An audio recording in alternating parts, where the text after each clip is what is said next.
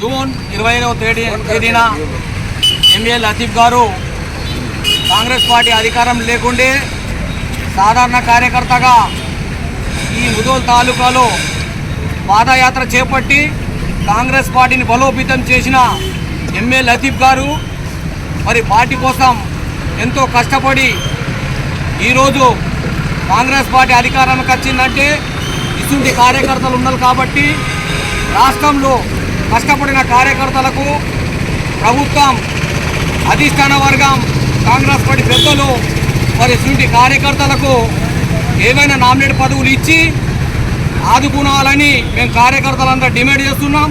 ఎందుకంటే అధికారంలో ఉన్నప్పుడు ఎవరో వస్తారు, కానీ అధికారం లేనప్పుడు జెండా మోసి పాదయాత్ర చేసిన కార్యకర్తలకు న్యాయంగా ఆ కార్యకర్తకు న్యాయం కావాలని నేను కాంగ్రెస్ పార్టీ సాధారణ కార్యకర్తగా సీనియర్ కార్యకర్తగా డిమాండ్ చేస్తున్నా.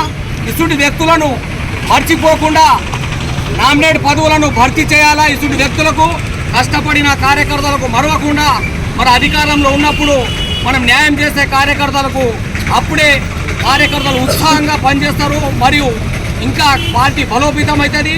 లోకల్ ఎలక్షన్లో జడ్పీటీసీలు, మన జిల్లా పరిషత్లు, మండల పరిషత్లు అన్నీ మనం కైవాసం చేసుకోవచ్చు.